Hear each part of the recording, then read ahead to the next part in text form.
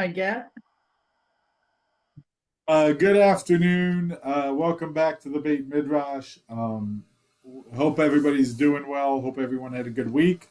And hope everyone enjoyed a moderately short chapter. It's only like 3 pages, so not too bad. It's nice when you can cover the afterlife in 3 pages. Um, and Barbara, no, that's not the only complaint you get. That was just the only one you got for the moment. So So, welcome back, and good to be learning together in some process theology. And I will, any opening thoughts, comments, um, reactions to this section on death and the afterlife.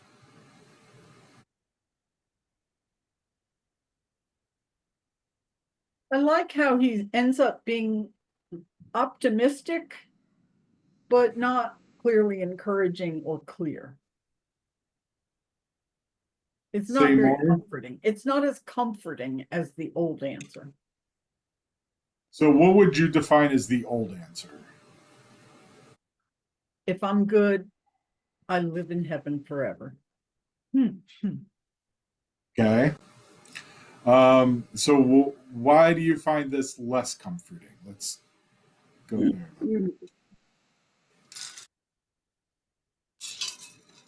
If I believe the old way, I don't have to do much. I just have to live my life the way I believe is the right way. I don't have to worry about all the I guess you're back to the dust to dust ideas where he then says, no, we're not dust, we're energy. It's too confusing. It's too involved. He's trying to make me feel good about it, but he didn't get there. Okay, that everybody's going to agree. So that's we can live with that. Christine. I liked and was kind of surprised by him saying that Judaism affirms an afterlife, but refrains from specifying a single vision for the future. And the list was longer than I expected it to be. And I didn't expect to have a Hebrew word for all of them, and I didn't expect reincarnation to be included there, and was gratified to see it. Yeah, this is kind of one of the fun things. I was teaching a class last night, and we looked at the Mishnah that says, there are four things you should. Essentially, says there are four things you should never look at: what is above, what is below, what is before, and what is after. Um, and of course, the rabbis then go ahead and go analyze all of them, but there's a somewhat to Barbara's point also, there's I think most religions have this concept of wanting to know that when we die, it is not necessarily the end. It's not like we die, our bodies are done, and that's it. Even the ancient Greeks at least had Hades, where all the souls kind of go down to Hades.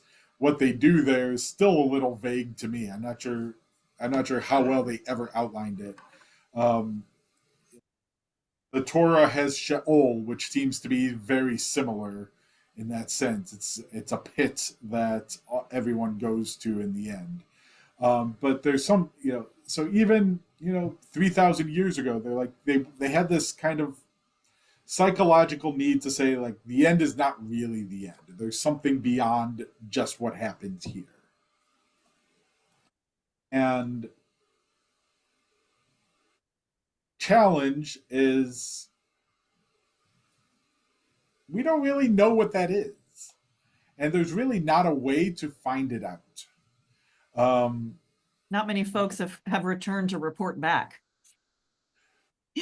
Oh, not many. It's not like people have entirely died and then said, "Oh yeah, I was in heaven for X amount of time, and this is what it looked like." You do have some people with near death experiences whose hearts or brains have stopped for a short period of time, um, who have reported back some limited uh, some limited reports of what they experienced. But there's some consistency and some inconsistencies in their reports, which make it a little hard to scientifically analyze. And there's also a little bit of a question of how reliable are you going to take somebody whose brain functions or heart functions have stopped working. Like it becomes like a little bit tricky to truly analyze, though. If you are so inclined, there is a fascinating book by Rabbi Eli Kaplan Spitz called "Does the Soul Survive?" Want to read that next time? We can do that too. It's really kind of a fascinating book in which he kind of analyzes both the parapsychological research on various topics as well as the Jewish views on those same topics. So analyzing, kind of the experience of the soul. But I digress. The short version is we really don't know what happens, and we can't really know what happens. So the rabbis kind of speculate around of what happens after we die. There's a fascinating few-page discussion in the Talmud of whether the dead are aware of what's going on in this world or not, in which some of these come to mind. But that's why there's kind of this long list, because it's kind of like, yeah, we're guessing here. We're kind of taking some shots at what we think things look like after we die. Barbara, you've been patiently waiting for me to stop rambling. Well, it's something just occurred to me that I don't think occurred to me before, that why are we always so curious about what happens? I've always thought it was because we were worried about what's going to happen to us when we die. But I don't know, somehow today I'm realizing, no, it's really our loved ones who've died before us. That's what I mean, I guess it's both, but I'm just sort of seeing this additional thing of how can they have been here and now be gone? Like it's just too painful. And it's more about others that we loved or love than really about ourselves. It's like a whole different way of thinking about it. Yeah, I think I think I agree with you to that point, that I think it's a little bit of both. Mm-hmm. I think there's a level at which we find some comfort in knowing that our loved ones who have passed still are with us in some way, shape, or form, or that they're in a good place, that they are taken care of, that they are in some spiritual well-being place. But I do think there's a level at which we want to know that we are going to live beyond this moment as well, and that we are going to end up in a good place. That we I agree. I think it's a little bit of both. I think it's both. We want to know what's going to happen to us, but we also want our loved ones we want to know what's going on with them. Barbara Brandy? I also had the same thought that Barbara Ayland had, but our loved ones live on in our memories. We talk about that all the time. Our loved ones lived on that way. So he doesn't mention that. He doesn't mention that, but I'll kind of put it this way. There's some stories of my great grandparents that my father tells. There's very few of my great grandparents. There's none of my great great grandparents. So I think that's part of what Rabbi Artson's trying to address here is, in a couple generations, what happens to those memories? They're gone. They don't have to be. And so that's, I think, what he's trying to address is saying, they're not really gone. They live on in a particular way. And we'll kind of circle back to talk about the process of that in a moment. I'm just full of process puns today. Marged. It seems to me there's a whole list and so on and so forth. Without consciousness, I don't know how much it matters. I mean, unless you're after you die, you're conscious of some further existence. Whether you're a bunch of floating neutrinos, or whether you're reincarnated as whatever, that's a snail or whatever. It's hard for me to see that any of it matters much. So I hear you. I think from a rabbinic perspective, consciousness is kind of seated in the soul generally. Mm-hmm. So wherever the soul goes is where our consciousness kind of follows. And so the soul is conscious of what's going on with it. The body is not, because it has now been separated from the soul. That's at least, I think, how the traditional rabbis understand this, or how it's traditionally been interpreted. The Rabbi Artson is, trying to argue against that dichotomy, that what's he call it, the dipolarity or bipolarity view of the body and soul are separate from each other. But I think in traditional view, there's a level at which I think the soul is aware of what's going on. It is conscious of it, and it is experiencing it. We just don't know it because it's not here to. The soul is in us right now. But once it passes beyond this world, it's not reporting back, right? It's already in that world. Lisa, and then we'll kind of dive into a little bit of what Rabbi Artson's arguing. Okay, well, maybe we should wait on this, but I just found it interesting that that apparently in the Talmud it says that the rabbis are saying that if you don't have a belief in the afterlife, that you should be removed as the prayer leader, and which to me means like, well, it must be a really central tenet of Judaism if they're drawing that line in the sand. And I've never really thought of that as being like a central tenet of Judaism. I've just always thought about it being something that we have like mixed opinions on. And to that point, aren't there some Jews or some congregations that change the wording of that particular prayer to take out, like, is it the raising of the dead?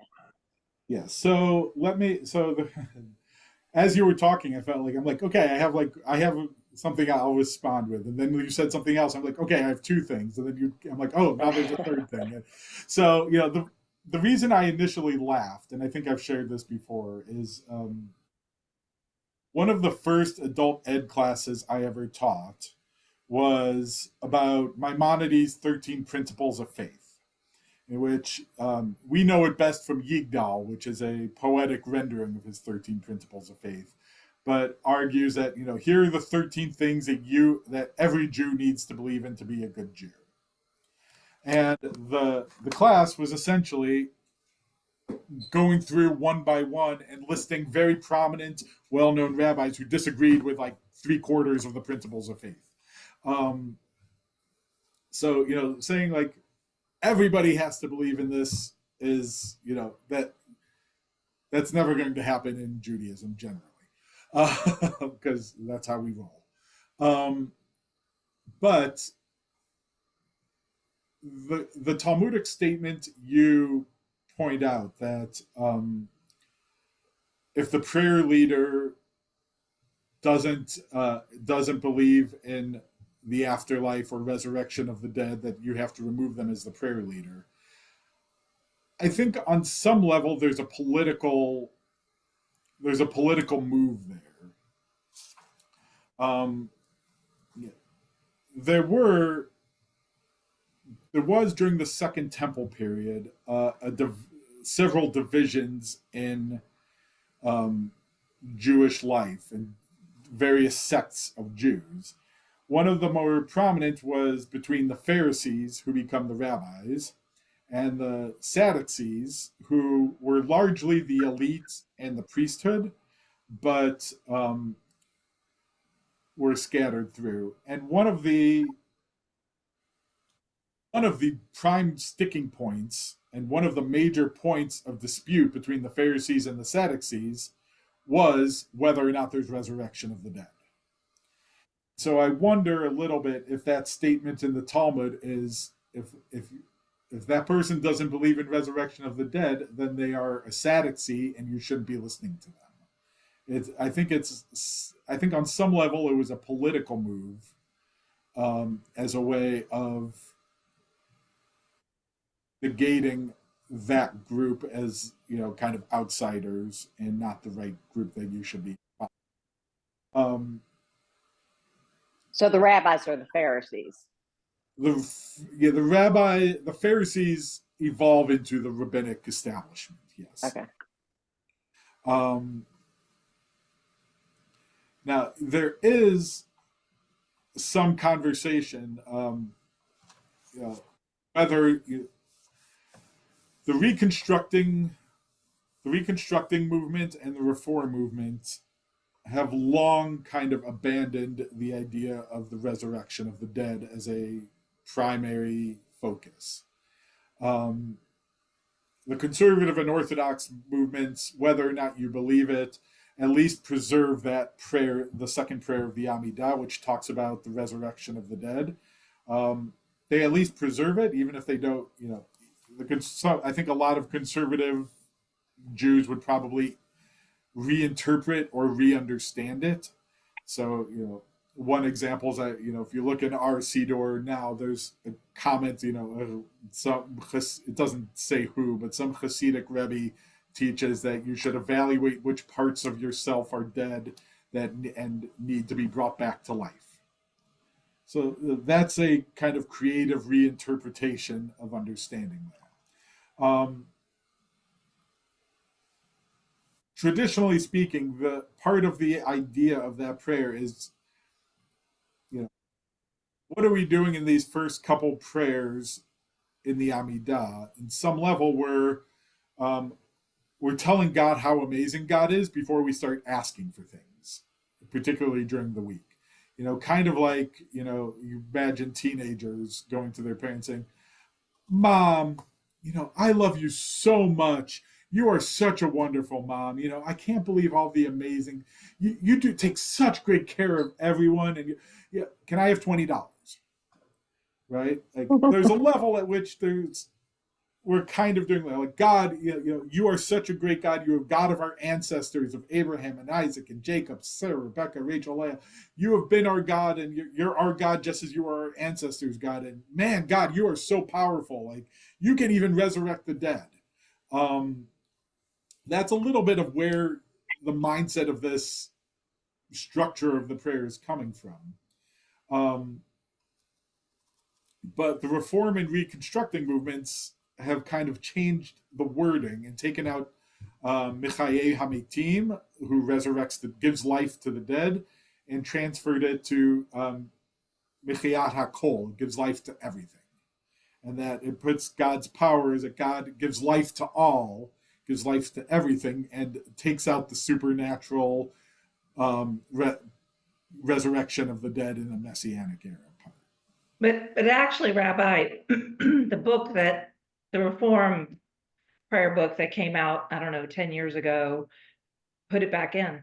Right. I It makes- noticed that. It has a choice. It Yes. has both. Like each congregation sort of chooses on their own. So Yes, that they kind of went away from it. I think now they're kind of drifting back into this middle ground of you can make your pick. I don't know, I'll put it this way: I don't go to a ton of Reform synagogues, but I don't know the ones that I've been to and the ones where I have friends who are rabbis at. I don't know any of them that use the team. no, Emmanuel uses Do they? Mayteam. Yeah. I thought they only did that the couple times I was there because I was there. But No, not that nice. Mm-mm. And, Okay. Rabbi Miller, I think when Rabbi Miller's, maybe when his father died, or I mean, we were using that, Emmanuel was using that even before the new prayer book. And I think it was something personal to him. But anyway, then the entire movement brought it as a choice. So I've been to some that they do it both ways. And I noticed because I'm used to saying Mayteam, and then Hakol hits me by surprise. fair enough. Well, thank you for educating me because I was not aware. So, that's a lot of background information to get to what Rabbi Artson is actually teaching here. So, what's Rabbi Artson's argument here?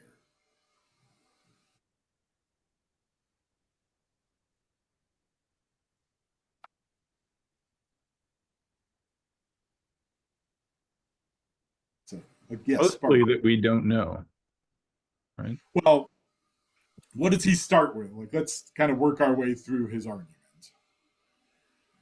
Ultimately, yes, we don't know, but yes, Barbara. Well, I think his biggest push is that whatever happens doesn't matter because God never forgets us. So that's I think again part of his conclusion. No, but I think that's his big push because all through the pages that we've gone through, all 60 pages or so, he has talked about this in terms of a relationship with God and a view of God and interpretation of God and correcting our old I forget what he calls them, the standard interpretations. Yes. So I think that his conclusion is his point. I'm sorry if I'm missing what you. Well, I'm trying to kind of work my way to that point. So I'm Oh. trying to back up before that and work our way forward to get. Well, I cheat a little bit and read the end of the story first. I skip ahead to the end of the movie, I think my stepmom used to read the first page and the last page of a book to decide if she wanted to read the rest of it or not. So, always, when you got to do a book report, that's all you need. yes, So Josh. I think simply put, as I was looking through there for like, what is he saying? He's saying if the process view is that we are patterns of energy as we are now, there's no particular break that happens that we would call death. You are a pattern of energy. There's no particular reason to think you ever stop being a pattern of energy. The pattern may change, but the unit doesn't necessarily change. Good. So, part of his argument of process theology is like, as he says near the beginning of Death and Patterns of Energy. It's at the bottom of page 57 with those with a hard copy. We generally think ourselves as substances, but we're actually organized patterns of energy. So, one of the principal laws of physics is that energy is not created or destroyed. So, what happened if we are patterns of energy that are interacting with God, then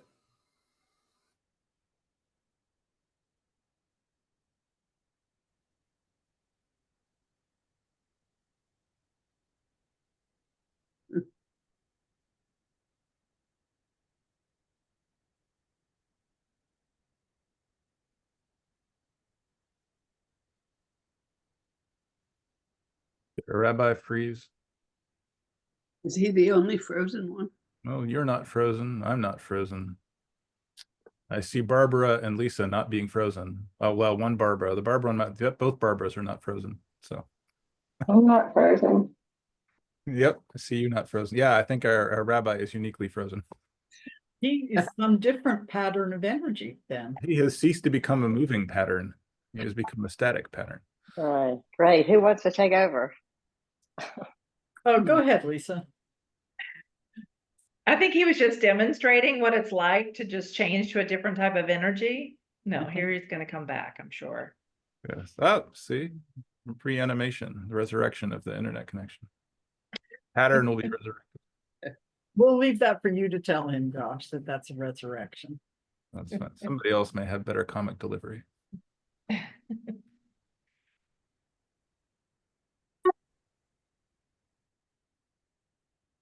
Wonder if Temple's email or Temple's internet crashed. Yes, my apologies. We had kind of a power surge there and just lost everything for a minute. So We discussed that your pattern first became static and then disappeared, and now it has been renewed. So, So your what pattern- was it like? Yes, you've come back. Tell us. I really don't know if that could have happened at a better time in the class and in the conversation to have had. Yeah, So, that was pretty funny. but part of the argument too is as patterns of energy. Sorry, just had this like flashback to my kids were like, now back to your regularly scheduled program, already in progress.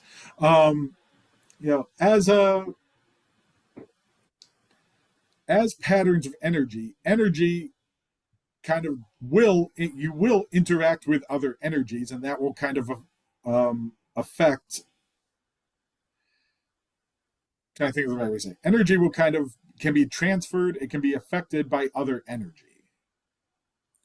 So in that sense, what you do is, he said, as Rabbi Artson says, God doesn't know the future. God doesn't object. God knows what has already occurred, but God changes by integrating and responding to our choices and actions. And similarly, our energy changes based on our own choices and actions. We evolve, we change along with it. But when our bodies expire, the energy, the way that we have interacted with God throughout our lives remains with God for all eternity. Does that make sense? Yeah. Yeah, and then a sort of potentially bloodless kind of way that gets to Margid's critique of, if you're not aware of it, it's not clear how it matters to you as a person. So, yes, other than, I think in that sense, and I'm not sure he goes into this here, you'd have to define what does it mean to be conscious in process theology. Like, where does consciousness come from?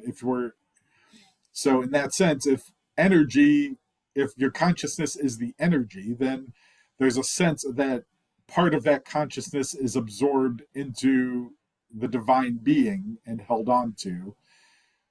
Again, it's a really big question and gets really speculative. It's not like other philosophers have made great strides in this area that I know.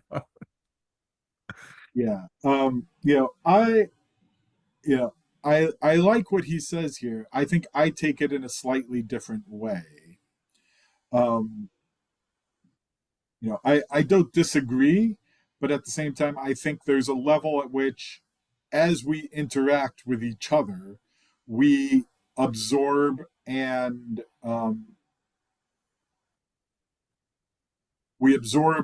adapt to our interactions and evolve from the interactions we have throughout our lives. So there's a song by there's a band that Orly and I accidentally found, and I started following more than she did, but we still listen to them. But one of their songs, they referred to, a cast iron soul.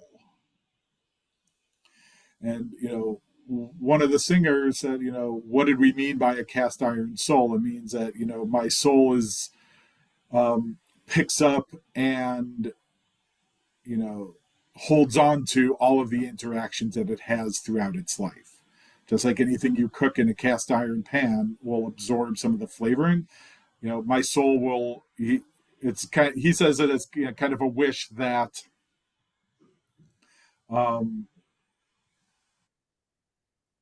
my soul will absorb all of the experiences it has throughout this life. So we do that for each other. And in some way, that's kind of how I imagine this as well, is that, when one of us passes away, one of the things we say is, Nishmato tzurura b'tzurura chaim. May his soul be bound up in the bound of life, or may her soul be bound up in the bonds of life. And the way I think of that is, may the way that our souls are intertwined with each other in this world, may that continue even after their physical passing. That there's a sense that we absorb, and you want to go with energy like Rabbi Artson, we absorb some of other people's energy and we carry that along with us. And similarly, my mother who has passed away, I carry some of her energy with me, and when I get passed away, some of her energy will go to my children. And guess what? Her great, great, great, great grandchildren will absorb some of her energy just by the fact of the interactions that we've had along the way. That's a slightly different way than saying God absorbs the energy, but that's more that we pass it down through each other. Yeah, well, I think that's a beautiful way of looking at things. I guess what I'm not clear on some here is what this has to do with process theology. This is what I'm trying to figure out aspects, because I think like the idea that you live through your children is a very old notion, especially like even if they stop telling stories about you, they're only here because you played a part in them becoming to begin with. So I'll say two things. I think one, I'm not limiting it only to children. I think there's a level at which, by our interactions in this class, our souls are intertwining with each other as we learn and grow and develop and process with each other. And so in that sense, we carry that energy, that intertwining along with us, and pass it along to the other people with whom we intertwine along the way. So there is a level at which this is part of process, in that we are growing and changing and passing that energy along with us. Not just limited to children and families. I think that's probably the closest way and the most intimate way that we do so, because we have the highest level of accessibility with them, but with all our interactions along the way. In terms of the theology, I like to think that if we think of the souls as kind of intertwined, and God is kind of, in a panentheistic view, God is within everything in the world, then there's a sense that as we intertwine, there's a level at which God is interacting in those interactions as well. Is that following and tracking somewhat? Or am I getting a little too there? No, I think that tracks. I didn't mean to just narrowly focus it on children as opposed to other generations. And I do see that our influence persists in those we've interacted with, even to the imperceptible level. Yeah. So, on that, just to finish that thought, like there's a level at which, I'd like to think that, my great, great, great, great, great, great grandchildren will have a piece of you each entwined within them, based on the concept that we are entwined, you are intertwining with me at this moment. Mm-hmm. Christine? You know, this just seems timely because my husband and I were just talking about this last night. I was reflecting on my three primary teachers from my undergrad and my master's. And these are people I knew very well. You know, you get to know your voice teacher really well when you see her one-on-one every week. And that I couldn't quite believe that these three people are no longer walking the earth. And then I stopped myself and I said, wait a minute. They walk with me every day. Every time I teach, they're with me. They shaped my teaching. They shaped my thinking. Mhm. You know, I like to think of it that way, that they live on through everything I do, even though it's through my lens. I wouldn't be a teacher if it weren't for my undergrad teacher. I think I've shared this before that, the person I would consider my Rebbe, one of my core teachers was Reb Mimi Feigelson, who does not have any biological children of her own. She was never married, never had children, but well, first to say that her students are her soul children, and I think all of us who have learned from her would consider that there's a piece of her that we carry, piece of her and her teachings that we carry with us, and I think that level that works, that kind of tracks along with what you're saying as well. There was a question in the chat about reincarnation. Yes, there is a concept of reincarnation in Judaism. It varies somewhat from the Hindu Buddhist notions. Again, Rabbi Spitz has actually a really nice explanation of this in his book, and um, the way he generally understands it is that we get reincarnated until we are able to make a tikkun, a repair for some old transgression that we're trying to work through. So in this sense, there's some kind of core challenge in our life that we keep repeating in our life until we're able to overcome it. So the example that he gives, or the example that I remember best, at least, is at the very end of the Joseph story. Joseph's brothers all bow down to him. However, there's a problem and Jacob does as well, and there's a problem there in that you're not supposed to bow down to another human being. You only bow down to God. And so there's a sense that by forcing his brothers to do so, there's kind of some kind of break here that shouldn't be there. And so the soul keeps getting reincarnated, trying to overcome this transgression through various reincarnations, and according to this interpretation, until it reaches Mordechai. So Mordechai is a distant reincarnation of Joseph. And what does Mordechai do? He refuses to bow down to Haman. So you boo. Ooh, sorry, I was on mute. Ooh. I would have taken it on mute if I saw some mouths moving. So when Mordechai refuses to bow down, he makes a tikkun. He repairs that breach. And at that point, the soul is able to go up to its supernal root and be able to rest finally. So, yeah, I think theoretically you could argue there's a possibility we are all reincarnated. We could go down a really deep rabbit hole with this of soul roots and soul roots determining personality, and how do we know where there's a lot of things that we could go down. I'm not going to right now, but because go all afternoon if we went too far down the rabbit hole. But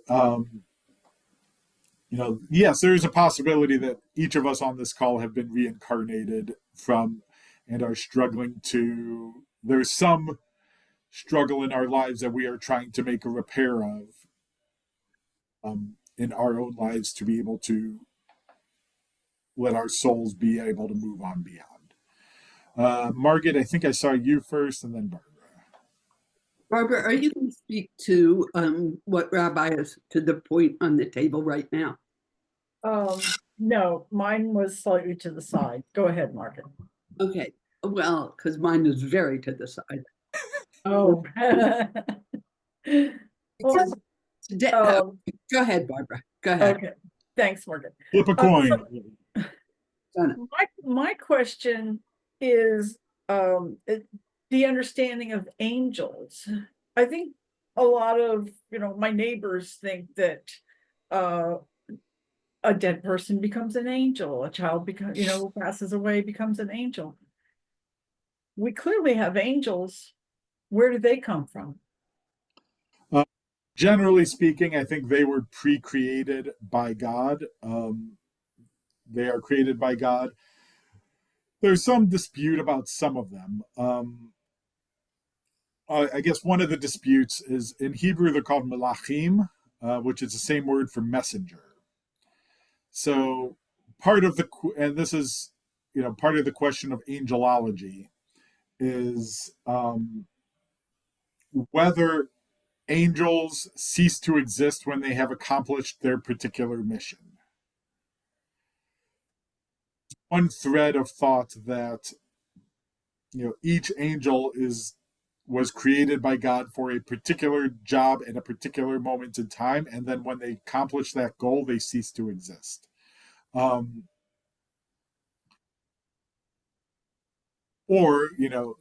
you could say that there's just an army of angels who are kind of do whatever they're told to do, and they go around and doing it, and they don't cease to exist, but that they're given various jobs. Once they accomplish one, they're given their next task to do.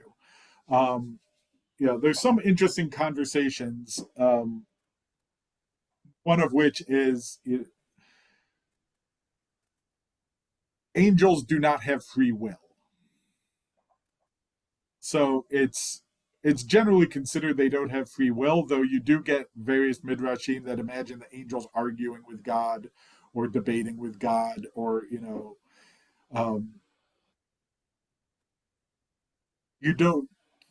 don't get a lot of they don't get choices. They do what they're told to do by and large, but you do get some conversation of God, if you're going to create humans, then they're going to create war, and they're not going to listen to you, and they're going to transgress your prohibitions and all these things. Like, do you really want to do this? And God says, yeah, I do, and I already told you I did, so why are you still talking to me about this? There is kind of an interesting midrash out there of God says to one group of angels, should I create people? And they say, no, they're going to sin. And God zaps them all. And then, God says to the second group of angels, should I create humans? And they say, no, they're going to create war. And God zaps them all. And God says to the third group of angels, should I create humans? They're like, well, what do you want us to say? You've already zapped the people who disagreed with you. So of course we have to say yes, because that's what you want to hear. But that does, there was one other point to Lisa's point before that I wanted to add. And I think this ties in well, is I saw a snippet of Rabbi Shai Held, who's the president and Rosh Yeshiva of the Hadar Institute in New York. He was giving a talk, and he made a really interesting point that as a way of as Jews came to America, as a way of kind of distinguishing ourselves from our non-Jewish neighbors, or particularly our Christian neighbors, they started to say that Judaism is whatever Christianity is, Judaism is not. That there's kind of he posits that there's some sense that Jews tried to separate parts of their tradition that sounded Christian as a way of separating themselves.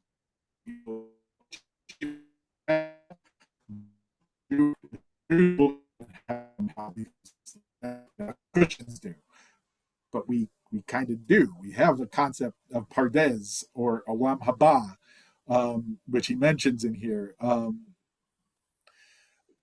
We have a concept of Gehinom or Gehenna, of a hell-like place. He goes through a few examples, and one of the, recently he wrote this book, so that's why he's talking. It's like one of the things that we also declined is that God loved the world so much that God gave God's only Son, et cetera, et cetera. I don't remember the whole verse.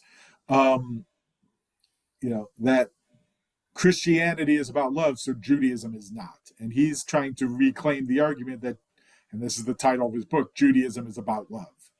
And that so much of Judaism is about some of these things that Christians, in many ways, took with the early Christians who were Jewish, took with them to Christianity. And he's trying to reclaim some of these concepts back that we have tried to deny over the years. Including the concept of angels. Most Jews will say, we don't believe in angels, but there is an extensive angelology. What we don't usually go with, though, is what you were saying, Barbara, that, when someone dies, they become an angel or something like that. We don't usually go that route. But we do have ideas of what happens to them when they die, yes. I agree. I think we don't personalize our angels, but we know about them. We know about the good angel on one shoulder and the bad angel on the other shoulder. I mean, you don't know that this one is Aunt Mildred and that one's Uncle Jay, that kind of thing. You don't think of it that way, but we certainly know about angels. We just don't personalize them to humans that we know. Is that not correct? Yes. And, I wonder how much of your example, the good angel on one shoulder and the bad angel on the other, is real. I mean, Judaism has that in a different sense, but I don't know how much of that is real, we accept it or we accept it from pop culture. Oh. But, Judaism does have the Yetzer HaTov and the Yetzer Hara. The good inclination and the evil inclination, saying like, yes, you should do something, and no, you shouldn't do it, and yes, you should, and no, you shouldn't. And this kind of tug of war. Judaism does have that. They don't usually personify it as angels, but I think that concept is a little bit of a pop culture reference of trying to understand and wrestle with your consciousness, but we certainly do have an angelology and an extensive demonology too. Can't have one without the other. I was reading something today of like, you shouldn't greet somebody at night because you don't know if it's a demon or not. Because you can't tell when it's night out. But demons also won't use God's name in vain. So you can, that's how you can tell. Margaret, you were going to ask something before. Well, yeah. What I was going to say is that the more and I'm looking forward to the second part of the book, because the more this book, the more difficult I am. Well, the more I question whether you need the concept of God in any of what he has to say. It seems like the whole discussion that we had today, which I thought was very beautiful, but a lot of it didn't really have to do with God. I mean, it could be said leaving out the concept of God. When you think of the idea of all these choices, well, the universe presents choices. I mean, life presents choices, and we, either we make good ones or we make bad ones, and it's not clear to me that what it means to say that God is sort of on the sidelines cheering us on to make the better choice, and pleased, in some sense when we make the better choice. So that's where maybe somewhat naively I'm. No, I think it's a good question.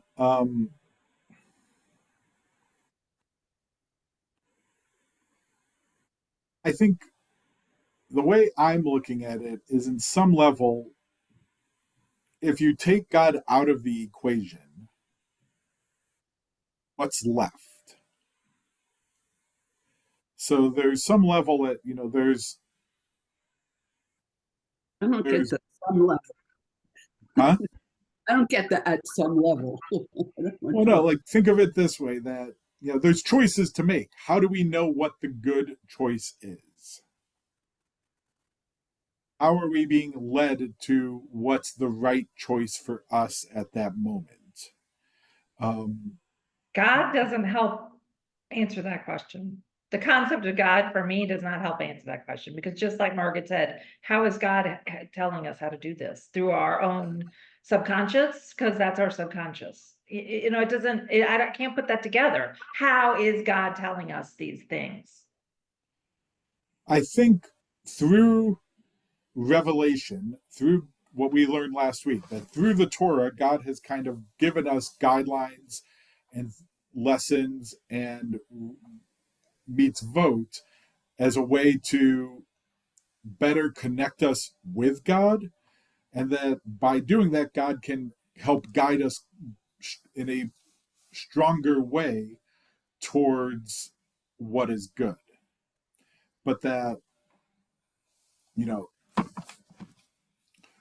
if you take God out of the equation, you're kind of guessing based on your own personal experience what's good and what's not. And I think part of the argument is God has revealed what is good. God has revealed what leads to, as Rabbi Artson would say, greater love, greater justice, greater compassion, greater kindness, and encourages us to try to follow that path. But ultimately, we still have the free will to choose whether we're going to or not. Well, I feel like he could have done it more. Sorry, go ahead, Morgan. Yeah, I would say for myself that I take the Torah very seriously, and I read it regularly and study it, and I think it's a very important part of my life.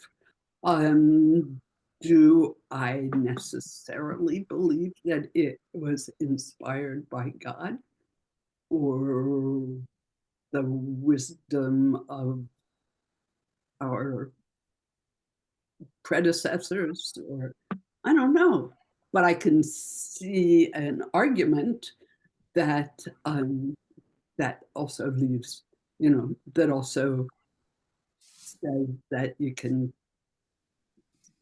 still have that you continue to have a moral or viewpoint that does not include God. I'm just playing around with ideas, but Yeah, I hear what you're saying, and I think philosophically, I hear you. There you could imagine that there is a perfectly good moral, and moral philosophers have had this conversation for, I was gonna say God knows how long, but then I realized I probably shouldn't be saying that. Yeah, that's just good. They've been having this conversation for how many centuries, in some sense. I've quoted it before that I think, I tend to side with Rabbi David Wolpe on this, that in the absence of religion, people tend to promote themselves to God, and whatever they think is best and whatever's in their best self-interest is what they tend to do. And that's usually not what's best for the world at large. It's usually what's best for them as individuals. Is that strong case philosophically. I don't know, but Cynical case. huh? I said I would say that's a very cynical. Well, he does. He uses it in the argument of how much that religion promotes violence and how much violence has been done in the name of religion. And his counter argument is, yes, that's happened, usually because of bad religion, but the absence of math, like statistically, so many more people have been killed in the absence of religion than in the presence of religion. That if you go through and think of how many people have been killed in the name of God, you get whatever number, but you take Nazism, communism, so many of these ideologies that take God out of the equation, and the numbers are just astronomical. I'd have to go pull out the book and give you the numbers, but he sits there and lists them down, and it's a huge number. I will concede that point on raw numbers, but as a pain in the ass statistician, I will also point out that people have been killing each other in the name of religion for longer. So if you weight them by the number of descendants who were also killed by killing their ancestors thousands of years ago, they're probably closer to even than you care to admit. Okay, but But even so, the point is well taken. The worst things lately have definitely been in the name of not having religion than in the name of having religion. I'm just being a nuisance with that comment. I recognize that. And I I feel think I initially had that same point, but the way I think he probably phrased it in a better way. I'd have to go back and read it, word for word. It may have been like in the last 100 years or something like that. But yes, I mean, even if you were to say, yes, the numbers are probably close to equal, you're then comparing what's probably, several centuries worth of data versus what's really only about 1 to 200 years of data. So, the numbers get skewed in that way then too. can I feel like I've put myself out there in a way that's not really true to what I believe, because I totally believe in goodness and evil, and that our job is to struggle and figure out which is which. What bothers me about this book is his implying that God has just told us exactly what's right and what's wrong, and all we have to do is do it. Well, no, it's not that clear. So that's my point. It's not that clear. Well, so look, you're right. It's not that clear. I don't think Rabbi Artson thinks it's that clear either. I think there's a sense that one time I had a conversation with him in which he said, my job as in a pastoral counseling situation is not to tell somebody what to do and what not to do. Most of the time, people know what to do. There's too many cobwebs in the way.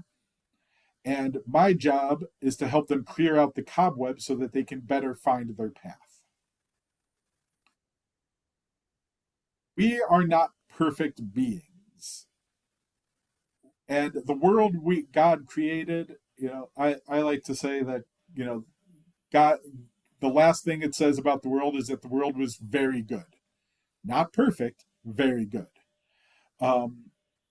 We don't live in a perfect world, and we are not perfect beings. So God tries to encourage us to the right things, but sometimes our cobwebs are too thick to see that. And I think God acknowledges that and says, all right, now you got to learn and you got to go from there. The same way as parents, there are sometimes we have to let our kids fail so that they can learn from the experience rather than just tell them what the right thing to do is. In some sense, God offers us choices, and God encourages us to take the right choices, knowing we're not always going to do it. But hopefully, as our relationship with God evolves, and as we evolve, and as we grow, and as we all change, we can learn from past experiences to make a different choice the next time we do so. But that we are not condemned to one place or condemned to one type of decision at any time. It's not that people are naturally good or naturally bad, and that we're trying to we're tempted towards the evil, or we have to be forced towards the good, which some there are religious arguments towards that those points, but that we're a little bit of both, and that God is encouraging us to choose good, choose life, choose kindness, choose justice, but that we have to make the conscious choice to do so at every moment. And I think if we hold that as part of our decision making, if we consciously hold on that, what does God want me to do? What is the choice of kindness, of justice, of connection, of compassion, of all these things? We're more likely to make the right choice. We still might not. We still might read the situation wrong and still might make mistakes, but at least we're trying to make the choice along the right path. Yes, Margaret, and then we'll wrap up. I just wanted to clear something up, and that was that I was not intending to argue for what I said to be an argument against the existence of God, per se. It was tended to be an argument against, or a questioning of this particular of Artson's particular description and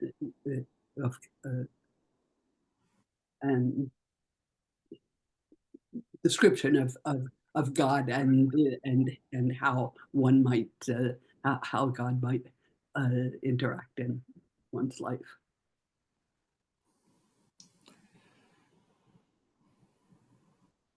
You don't have to say anything to them. I think I'm trying to understand your point. I think I was trying to think through your point.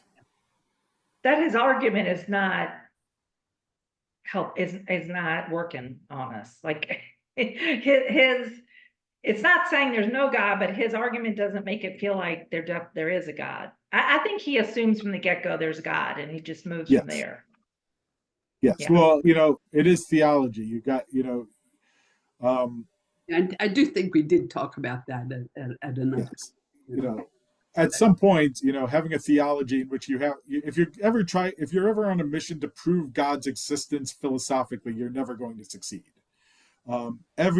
Every attempt to do so has a counter argument, and every counter argument has a counter argument. You're never going to actually be able to definitively philosophically prove God's existence. So you have to start with a basic premise, and his basic premise is there is a God that exists.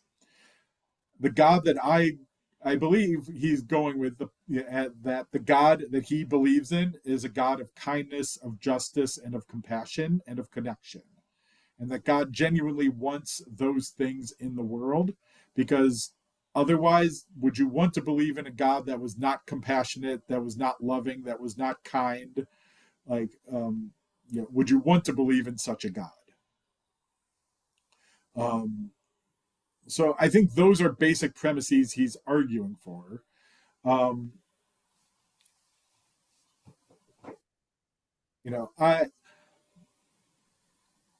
Otherwise it's not much of a theology book. Otherwise, if he doesn't start there.